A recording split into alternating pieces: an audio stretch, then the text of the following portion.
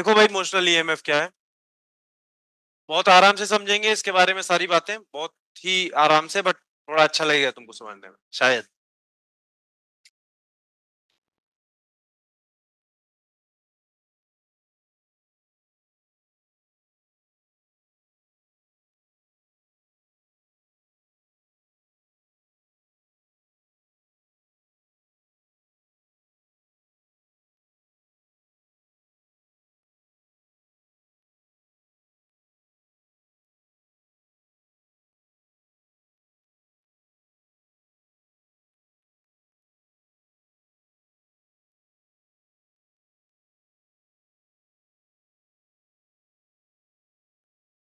हम्म।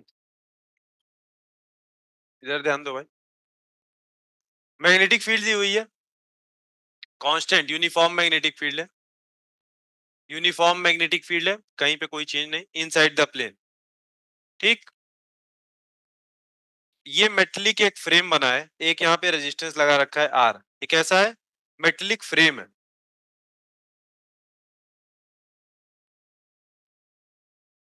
यहाँ पे एक रॉड लगा दिया, यहाँ पे एक रॉड बना दिया। ये रॉड कैसा है, ये रॉड मूवेबल है, ये रॉड मूवेबल है, क्या मतलब, इसको मैं लेकर के इधर उधर कहीं जा सकता हूँ। बात समझ में आ रही कैसा है, एक ऐसे रेक्टेंगुलर फ्रेम बनाया, वहां पे इस तरीके से रॉड लगा दिया जिसको ऐसे आगे पीछे लेकर के जा सकते हैं। इसकी length they the, length they the L, तो वही लेंथ तो इसकी भी रहेगी, तो ये लेंथ बोल दे रहा हूँ कैपिटल एल। ये रेजिस्टेंस लगा के रखा है, रॉड का अपना कुछ कोई रेजिस्टेंस अभी तक फिलहाल नहीं दिया, आगे किसी क्वेश्चन में दे देगा तो हम लोग डील कर लेंगे, ऐसी कोई बड़ी बात नहीं, फिलहाल के लिए अभी हम कोई रेजिस्टेंस उसका मान नहीं रहे। इसको हम लोग क्या कर रहे हैं, एक कांस्टेंट v वेलोसिटी से लेकर के आगे बढ़ रहे हैं। ये तो ये मूवेबल है, इसे यहाँ पे ट्रैक बना हुआ है जिसपे ये इसको आगे पीछे घुमा सकते हैं, इसको v वेलोसिटी से लेकर के आगे बढ़ रहे हैं। ये मेटलिक है, सब कुछ मेटलिक है, कंडक्टिंग है। तुम बताओ लॉजिकली होगा क्या, बिना पेन पेपर चलाए बस थोड़ी सी बातें करें, बताओ होगा क्या। हाँ, एरिया बढ़ेगा। शुरुआत शुरुआत में ये जो लूप है, ये लूप, इसमें कुछ इतना ही, इतने एरिया से फ्लक्स पास हो रहा होगा। जब ये कुछ देर बाद आगे बढ़ जाएगा तो इसका ये एरिया बढ़ गया तो फ्लक्स बढ़ गया, फिर कुछ देर बाद और आगे बढ़ जाएगा ये, तो टाइम के साथ मैग्नेटिक फ्लक्स बढ़ता जा रहा है, या ये सिंपली बात कहें कि टाइम के साथ मैग्नेटिक फ्लक्स चेंज हो रहा है। तो इस लूप में एक इंड्यूस्ड ईएमएफ आएगा, एज ए रिजल्ट एक करंट फ्लो होगी जिसको हम लोग इंड्यूस्ड करंट नाम से जानते हैं। ठीक है, चलो एक एक करके जानने की कोशिश करते हैं। सपोज किसी टाइम टी पे, सपोज किसी टाइम टी पे ये डिस्टेंस जो दे रखी है वो एक्स दे रखी है, ये क्रॉस फील्ड नहीं बना है, एक्स बना रखा है। समझ में आ रही बात, अभी एक्स है तो टी टाइम बाद एक्स प्लस वी टी होगा, किसी भी टाइम पे हम निकाल सकते हैं, कोई एक जनरल एक्स दे दिया। किसी टाइम टी पे अभी हम फ्लक्स, मैग्नेटिक फ्लक्स अभी कितना बोल सकते हैं, अभी हम मैग्नेटिक फ्लक्स कितना बोल सकते हैं, बी और A, B dot A, B dot A बोलेंगे, तो बी हो, मैग्नेटिक फील्ड को तो बी बोल के रखा है, और एरिया होगा लेंथ इंटू विथ, लेंथ तो कुछ चेंज ही नहीं हो रही, ये लेंथ तो कोई चेंज नहीं हो रही, ये अभी के लिए एक्स दे रखा है। बोलो भाई magnetic flux B L X आएगा, इसमें किसी को कोई दिक्कत नहीं है, बहुत बढ़िया। ईएमएफ, ईएमएफ के मैग्नीट्यूड की बात कर रहा हूँ, डायरेक्शन वगैरह भी सब कुछ सिखाऊंगा। ईएमएफ के मैग्नीट्यूड की बात करूंगा तो भाई that would be D phi by D T, सब लोग एग्री करेंगे, इसमें कोई दिक्कत नहीं है। क्या आ जाएगा, D by D T of B into L into X, अब बी तो चेंज नहीं हो रहा, एल तो चेंज नहीं हो रहा, ये तो बाहर आ गया, यहाँ पे बचा D X by D T. D X by D T किस रेट से चेंज हो रहा भाई, V, B L V, B L V, ये फॉर्मूला भी याद रखेंगे, आगे एज ए फॉर्मूला यूज होने वाला है ये जो ईएमएफ आएगा इसी को बोलते हैं मोशनल ईएमएफ। अभी क्यों बोल रहे हैं मोशनल, मोशनल का क्या मीनिंग है, सब पे चर्चा करेंगे, बट ये बता रहा हूँ ये फॉर्मूला याद रहना चाहिए, बी एल वी। ठीक। अच्छा, जब इसमें आया गया इंड्यूस्ड ईएमएफ जिसका नाम दिया बी एल वी, तो एज ए रिजल्ट इसमें करंट फ्लो होगी, करंट किधर फ्लो होगी भाई, एंटी क्लॉकवाइज, वेरी गुड।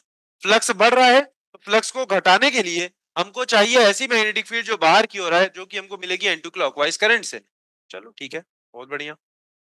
अब लग रहा है इंड्यूस्ड करंट निकालने की तो दिक्कत नहीं रह गई है, ऐसा मुझको लग रहा है। ये आएगा एंटी क्लॉकवाइज करंट, तो मैग्नेटिक फील्ड इसकी बाहर की ओर, इसका तो अपोज कर रही है, ऐसा ही होना चाहिए था। ठीक है, तो इंड्यूस्ड करंट ये आई इंड्यूस्ड लिख दे रहा हूँ। आई इंड्यूस्ड के अभी मैग्नीट्यूड बड़े आसानी से सब लोग निकाल सकते हैं। I induced will be EMF upon resistance, resistance हमने आर बोल के रखा हुआ है, that would be B L V by R. इस अभी तक किसी को कोई दिक्कत नहीं, हमने फ्लक्स निकाल लिया। पहले सबसे पहले फ्लक्स निकालते हैं, फिर ईएमएफ निकालते हैं D five by D T से, उसके बाद करंट निकाल देते हैं ईएमएफ अपॉन आर, यही करते हैं हमेशा। चलो बहुत बढ़िया, आप थोड़ा बढ़िया फिजिक्स सीखते हैं, एकदम बढ़िया। चलो ये बताओ, अब ये तो एक करंट कैरिंग लूप हो गया, मतलब सिर्फ रॉड को देख रहे हैं, पूरे लूप की बात नहीं कर रहे हैं, सिर्फ रॉड को देख रहे हैं, क्योंकि रॉड मूवेबल है, रॉड की सारी बातें हैं। अब इस रॉड पे तो होने लगा करंट फ्लो, और हमने पढ़ा है लास्ट चैप्टर में कि किसी करंट कैरिंग वायर को अगर मैं किसी मैग्नेटिक फील्ड में रख देता हूं तो उसके ऊपर एक फोर्स लगता है आई एल क्रॉस बी, और अगर एल और बी के बीच का एंगल 90 डिग्री है, जो कि इस केस में है, तो फोर्स हो जाता है आई एल बी। पढ़े हैं भाई सब लोग? पढ़े हैं। इस पे कोई फोर्स लगेगी, जरा उसका डायरेक्शन बताओगे क्या? Faraday's Fleming's left hand rule से बता देंगे। फोर्स मैग्नेटिक फील्ड करंट क्या था ये? फोर्स मैग्नेटिक फील्ड करंट कब लगाते हैं? कभी किसी करंट कैरिंग वायर को मैग्नेटिक फील्ड में रखते हैं। क्या सहराज, चले जाओगे क्लास के बाहर? फोर्स मैग्नेटिक फील्ड करंट, ठीक है। किसी करंट कैरिंग वायर को मैग्नेटिक फील्ड में रखने पे उस पर किस तरफ फोर्स लगती है ये जानने के लिए, मैग्नेटिक फील्ड किधर अंदर, करंट किधर ऊपर, मैग्नेटिक फील्ड अंदर, करंट ऊपर, फोर्स किधर पीछे। भाई फोर्स लग गया पीछे, ये फोर्स कौन सी है?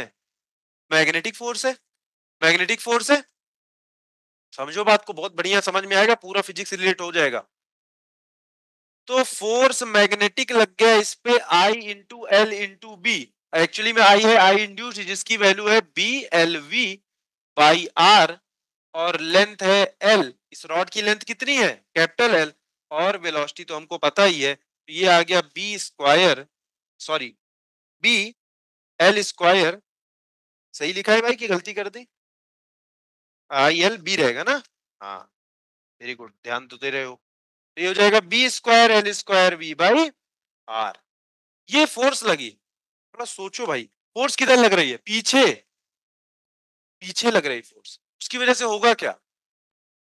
रिटार्डेशन। भाई लेंज ही लो, लेंज बोल करके गए हैं करंट ऐसा फ्लो होगा कि फ्लक्स के बढ़ने का अपोज करे।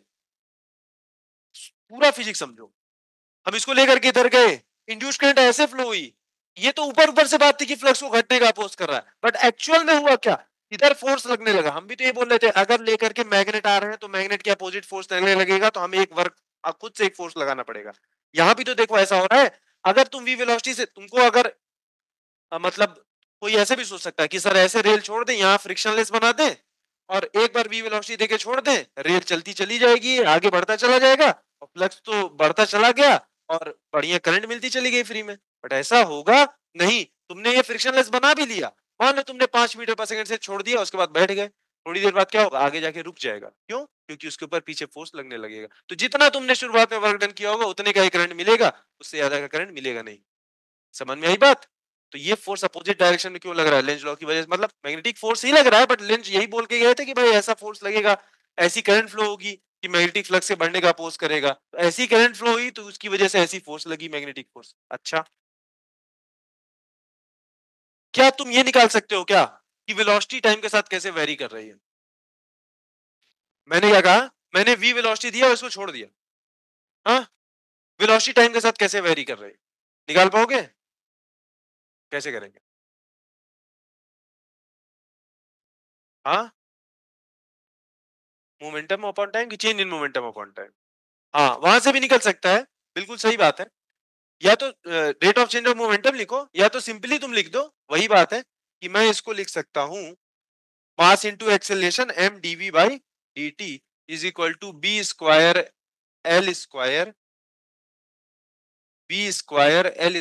We by R. सही बात है, एम को नीचे लेके जाओ, डीवी बाई डी टी क्या आ गया? B square V by M into R, यही आया। वी वाले को एक तरफ लेके चलो, इंटीग्रेशन करना है तो भाई सेम वेरिएबल को रखना पड़ेगा। dv by V is equal to V square L square, देखना भाई कोई गलती ना कर दूं, एम आर डी टी। हाँ, मुझे क्या चाहिए, V as a function of time चाहिए।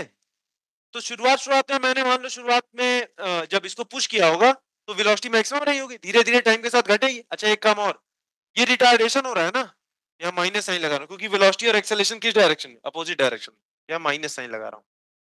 हाँ, तो मैं ये कह रहा हूँ अभी यहाँ पे टाइम है, यहाँ पे वेलोसिटी है, तो जब समय शुरू हुआ रहा होगा तो सपोज वेलोसिटी रही होगी वी नॉट, किसी टाइम पर्टिकुलर टाइम टी पे जाकर के हमको वेलोसिटी पता करनी है। ऐसे ही तो करते हैं भाई, डेफिनेट इंटीग्रल में हमको लिमिट तो चाहिए। तो t इज इक्वल टू 0 पे मैंने मान लिया वेलोसिटी वी नॉट थी, किसी टाइम t पे जाकर के वेलोसिटी हो गई है v। चलो अब ये तो कर लोगे सब लोग, dv बाई वी क्या हो जाएगा, एल एन वी। हाँ, यहाँ पे आ जाएगा वी नॉट से लेकर के v, यहाँ पे क्या आ जाएगा minus B square L square upon M R into T. यहाँ पे क्या आ जाएगा, L N V minus L N V naught, L N V by V naught is equal to minus B square L square upon M R into T. दोनों side क्या कर दो, anti log ले लो, तो ये क्या हो जाएगा, v is equal to V naught E to the power minus B square L square by M R into T. इस तरीके से वेलोसिटी टाइम के साथ चेंज हो रही है, चेक कर लो। t is equal to zero, e की पावर जीरो क्या होता है, वन, तो v की वैल्यू क्या हो गई वी नॉट, तो t is equal to zero पे तो वेलोसिटी वी नॉट ही थी। और जैसे जैसे टाइम बढ़ेगा वेलोसिटी बढ़ेगी कि घटेगी, ऑब्वियसली बात है घटेगी। ये देखो e की पावर माइनस एक्स तो डिक्रीजिंग फंक्शन है ना, घटता है ना टाइम के साथ, तो ये घट रही है वेलोसिटी। कैसे होगी वेलोसिटी, वेलोसिटी वर्सेस टाइम का ग्राफ कैसा दिखेगा, ऐसा दिखेगा, velocity versus time, t is equal to zero पे वेलोसिटी मैक्सिमम वी नॉट, जैसे जैसे टाइम बढ़ा वेलोसिटी घटती चली गई। समझ में आई बात, दुख दर्द कुछ है नहीं, तो सिर्फ कैलकुलस है, और ये तो तुम्हें खुद से ही हो जाना चाहिए, अगर मैं शुरुआत में वहां पे बोल देता कर भी पाओगे। ये पूछे ना पूछे वो एक अलग बात है, बस बात ये है कि भाई अगर मैंने इसको सिंपली ऐसे छोड़ दिया तो ये जा करके आगे रुक जाने वाला है, क्योंकि इसके ऊपर एक फोर्स पीछे लग रही है, वेलोसिटी टाइम के साथ कैसे वेरी कर रहा है ये भी बना दिया। पहले इतना नोट करो तब आगे की बातें कर रहा है, आराम से समझ के नोट करो क्या क्या हुआ है। एक यूनिफॉर्म मैग्नेटिक फील्ड दे रखी है इनसाइड द प्लेन, एक यूनिफॉर्म मैग्नेटिक फील्ड दे रखी है inside the plane, L length की एक रॉड है जो कि मूवेबल है, उसको मैं वी वेलोसिटी से लेकर के जा रहा हूं। जब मैं इसको लेकर के जाने लगा तो इसका इसके थ्रू इस लूप के थ्रू मैग्नेटिक फ्लक्स बढ़ा, उसकी वजह से एक इंड्यूस्ड ईएमएफ इंड्यूस हुई, एज ए रिजल्ट एक इंड्यूस्ड करंट आया। अब ये करंट कैरिंग कंडक्टर हो गया जिसको मैग्नेटिक फील्ड में रखा गया है, तो इसके ऊपर एक फोर्स लगी पीछे की ओर आई एल बी, उसकी वैल्यू आई B square L square V by R. इतनी बात अभी तक हुई है।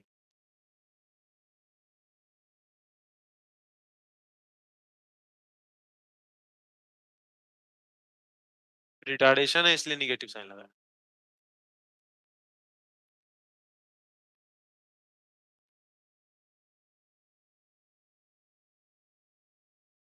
चलो ये थोड़ा अच्छा एक टॉपिक बता दिया, वापस आ जाते हैं उसी पे, कि फोर्स लग रहा होगा उस पर पीछे की ओर कितना, B square L square V by R, कितना लग रहा है, B square L square V by R. तो हमारा पर्पस तो है कि हम इस रॉड को कांस्टेंट वी वेलोसिटी से ही आगे लेकर के जाते रहें। तो अगर कोई ऑब्जेक्ट कांस्टेंट वेलोसिटी से जा रहा है मतलब उसके ऊपर नेट फोर्स क्या होनी चाहिए, जीरो। तो उसके ऊपर जितनी मैग्नेटिक फोर्स लग रही, अगर उतनी ही फोर्स मैं भी लगा दूं तो उस रॉड पे नेट फोर्स क्या रहेगी, जीरो। ठीक है, तो इसके आगे देखते हैं कि हमको कितनी फोर्स लगानी पड़ेगी, वो तो हमको पता ही, हमें कितना पावर एक्सर्ट करना पड़ेगा। हाँ, B square L square E by B square L square M R into T, सच बात है भाई।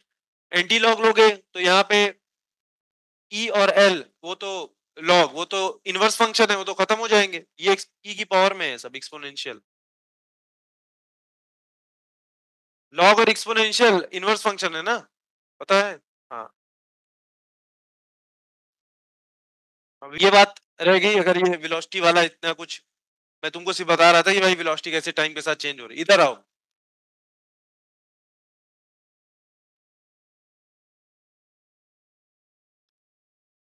इस पे फोर्स लग रही है, अब इधर इधर इधर फोर्स लग रही है B square L square V by are.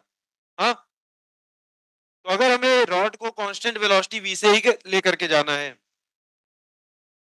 To move the rod with constant velocity V, external force किसके बराबर होनी चाहिए भाई? मैग्नेटिक फोर्स के बराबर होनी चाहिए। नेट फोर्स जीरो हो जाएगी रॉड पे, और वो कांस्टेंट वेलोसिटी वी से ही चलता चला जाएगा। सही बात है, तो इसकी वैल्यू भी कितनी हो जाएगी? B square L square V by R. तो जो एक्सटर्नल सोर्स है वो कितनी पावर एक्सर्ट कर रहा है? Power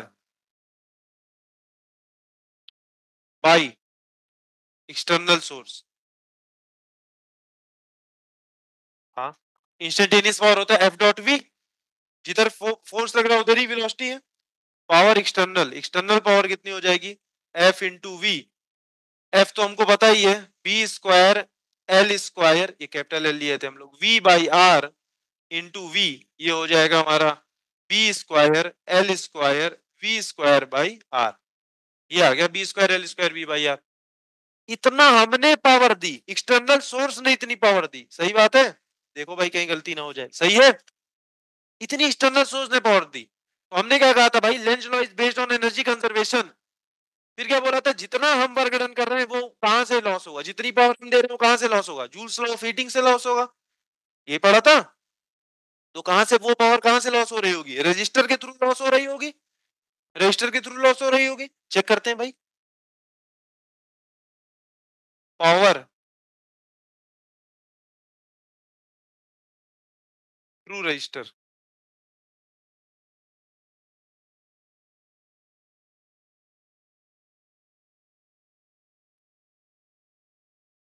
that would be I square R. I square R T तो नहीं लिखेंगे, क्यों?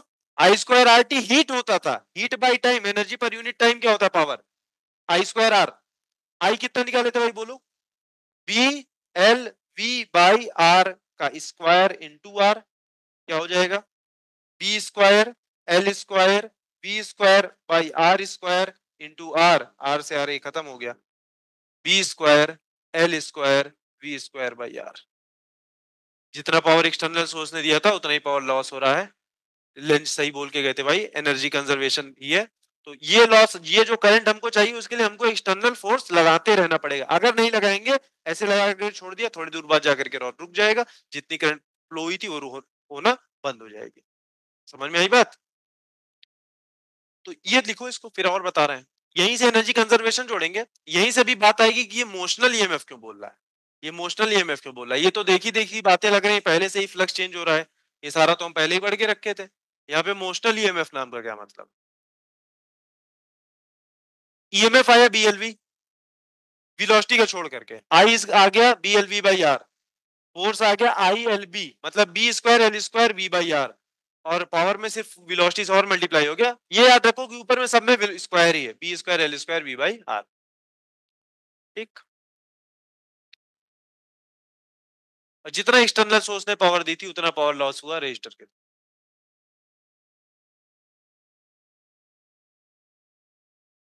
ठीक, एनर्जी कंजर्व्ड। सारी बातें समझ में आ गई भाई। करंट ऐसी फ्लो हुई कि हमको लगातार वो फ्लक्स को बढ़ने देने से रोकना चाह रही है, बढ़ने नहीं देना चाह रही है ना भाई, अपोजिट डायरेक्शन, हम जिधर बढ़ाने की कोशिश कर रहे हैं उसके अपोजिट में फोर्स लग रहा है। एक सवाल तुमसे पूछता हूँ, एक सवाल तुमसे पूछता हूँ, एक रॉड है, वही वाला रॉड जिसको लेकर के जा रहे थे, इस बार पूरा मेटलिक स्ट्रक्चर वगैरह सब हटा दिया, सब खत्म कर दिया, सिर्फ और सिर्फ रॉड बचा हुआ है। पीछे का जो ये रेक्टेंगुलर स्ट्रक्चर वगैरह था सब हटा दिया, रजिस्टर रजिस्टर सब हटा दिया। इसका कुछ खुद का एक रजिस्टर वगैरह, खुद इस बार इसका खुद का एक रेजिस्टेंस है आर मान लिया, आगे देखेंगे। और मैग्नेटिक फील्ड बस बची ही रखी है ऐसे, मैग्नेटिक फील्ड बचा ही रखी, और सारे वो ट्रैक वगैरह वो सब जो था, फ्रेम वगैरह रेक्टेंगुलर फ्रेम, वो सब तोड़ ताड़ के हटा दिया, खत्म कर दिया। हाँ, इस बार सिर्फ एक ऐसा रॉड रह गया, ये बचा है। और मैग्नेटिक फील्ड वैसी ही है, क्रॉस मैग्नेटिक फील्ड उतनी बी ही मैग्नेटिक, डायरेक्शन भी सेम। इस बार इसको लेकर के ऐसे टहल रहे थे, ऐसे लेकर के टहल रहे थे, क्या होगा इसके साथ? कुछ होगा क्या? हाँ, तो फोर्स के लिए तो करंट चाहिए ना, हाँ, अरे ओवरऑल तो ये वायर न्यूट्रल है ना। क्या होगा, कुछ होगा क्या इसके साथ? हाँ, लग रहा है होगा, तभी तो सर पढ़ा रहे हैं। क्या होगा? हाँ हाँ, बताओ। सही है, ठीक है। बताते जाओ, देखो अगर बता पाओगे तो बहुत अच्छा लगेगा, तुमको खुद को फील होगा कि भाई हमको फिजिक्स समझ आ रहे हैं। हाँ, प्रोटॉन तो नहीं जाएंगे ना, जाएंगे तो चलने वाले, अगर कंडक्टर है ये तो चलने वाले तो इलेक्ट्रॉन ही है। हाँ, इलेक्ट्रॉन इधर जा रहे हैं, फिर क्या होगा? तो क्या प्रोड्यूस करेंगे? सोचो सोचो, एक स्टेप बाय स्टेप सोचो, स्टेप बाय स्टेप। सारी फिजिक्स तुम पढ़ के रखे हो, मैग्नेटिज्म से सोचना शुरू करो, सारी बातें तुमको, सारी फिजिक्स आती है। फोर्स आई कहाँ है भाई यहाँ पे? आई कहाँ है यहाँ? कोई करंट कैरिंग लूप थोड़ी है ये, या करंट कैरिंग वायर थोड़ी है ये, सिंपल प्लेन वायर है। इसको वी वेलोसिटी से ऐसे लेकर के जा रहा हूं, इसके साथ क्या होने वाला है? कौन सी फोर्स लगेगी? फॉर्मूला बोलो। आई एल बी बोले तो एक थप्पड़ अपने आप को मारना, क्योंकि करंट तो इस पे नहीं है। हाँ, क्यू वी बी लगेगी भाई। अब ध्यान से सोचो, पहले हमने दो जो चीज पढ़ी थी, कि अगर किसी चार्ज को मैग्नेटिक फील्ड में छोड़ दूं तब उस पर फोर्स लगती है क्यू वी क्रॉस बी। अगर किसी करंट कैरिंग वायर को मैग्नेटिक फील्ड में छोड़ दूं तो उसके ऊपर फोर्स लगती है आई एल क्रॉस बी। भाई इसमें तो ये कंडक्टर है, इसमें ढेर सारे चार्ज बड़े पड़े, थोड़ा सोचो क्या होगा। इसमें एक इलेक्ट्रॉन के साथ सोचते हैं क्या होने वाला है, एक इलेक्ट्रॉन के साथ सोचते हैं, सबके साथ वही होगा। इसके ऊपर फोर्स लगेगी Q V cross B. V किधर? इधर। बी किधर? अंदर। वी क्रॉस बी ऊपर, इलेक्ट्रॉन के ऊपर किधर फोर्स? नीचे। Charge negative, negative. V cross B ऊपर, और अगर प्रोटॉन होता तो ऊपर चला जाता, इलेक्ट्रॉन किधर आएगा? नीचे। इलेक्ट्रॉन आ गया नीचे, इलेक्ट्रॉन आ गया नीचे। ऐसा एक इलेक्ट्रॉन तो नहीं है, ऐसे बहुत सारे इलेक्ट्रॉन है, तो सारे इलेक्ट्रॉन आके इधर इकट्ठा होने लगे, मीटिंग कर रहे हैं ये लोग आके इधर। अगर ये इलेक्ट्रॉन इधर आने लगे तो ये वाला एरिया कैसा होने लगा? धीरे धीरे पॉजिटिव चार्ज होने लगा। तो रॉड का ऊपर वाला एंड होने लगा पॉजिटिव चार्ज, रॉड का नीचे वाला एंड होने लगा निगेटिव चार्ज। एक इलेक्ट्रिक फील्ड प्रोड्यूस हो गई, एक इलेक्ट्रिक फील्ड प्रोड्यूस हो गई इस डायरेक्शन में। ले भाई साहब, इस डायरेक्शन में। और ये इलेक्ट्रिक फील्ड रॉड के अंदर है, अभी मैंने इसे बाहर बना दिया, रॉड के अंदर है।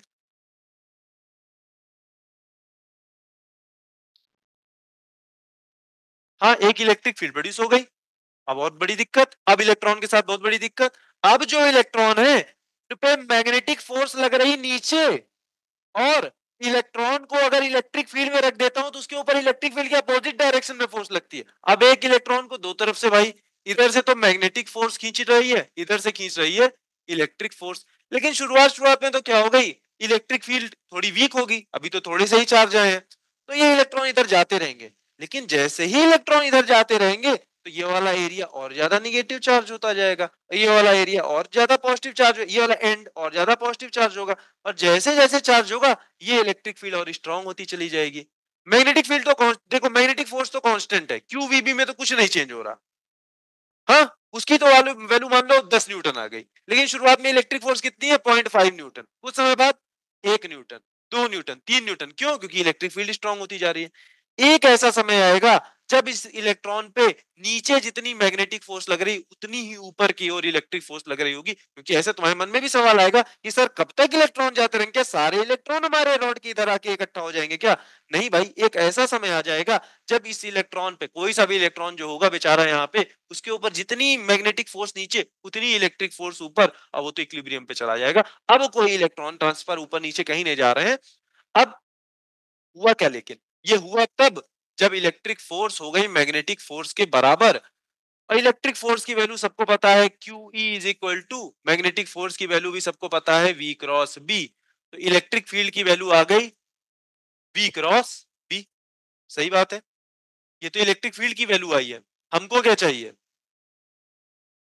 अच्छा, अगर मैग्नीट्यूड की बात करें, ये तो मैग्नीट्यूड की बात है, डायरेक्शन की बात करूं तो इलेक्ट्रिक फील्ड अगर ऊपर, इलेक्ट्रिक फोर्स अगर ऊपर लग रही है तो मैग्नेटिक फील्ड नीचे लग रही है, तो यहाँ पे मैं माइनस एक लगा सकता हूँ। नहीं तो बाद तक ही हमको मैग्नीट्यूड ही लेकर के चलना पड़ेगा।